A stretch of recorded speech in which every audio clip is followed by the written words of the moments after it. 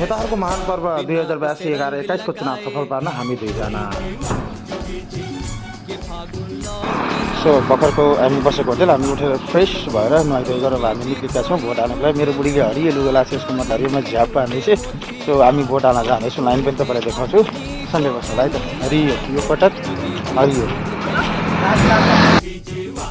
Hello साथीहरू, ल अब म चाहिँ भोट हाल्न हिँडेँ होइन। अब हामी चाहिँ अब काठमाडौँबाट हेरेरसम्म आएको थियो। म चाहिँ भोट हाल्दैछु। हाम्रोलाई भन्दा नि राम्रोलाई चाहिँ हाल्नु पाऊँ र मैले आज गरेको एक भोट एक मतले चाहिँ राम्रो व्यक्तिलाई राम्रो ठाउँसम्म पुऱ्याउँ, यही नै मेरो सबैजनालाई शुभकामना छ। बुझेर हाल्नु होला भोट हाल्दाखेरि। हरियो वन नेपालको धन। वन भनेपछि तपाईँलाई पक्कै थाहा पर्छ हामीले केमा भोट हाल्छौँ। हरियो लुगा, हरियो वन, हरियो मन, हरियो तन, हरियो धन हुन्छ है त साथीहरू।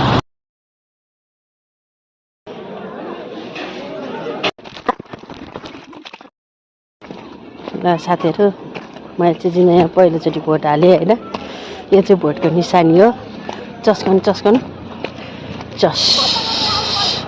हरियो वन नेपालको धन भनेर हरियो कुर्ता लाएर भोट पनि हालियो।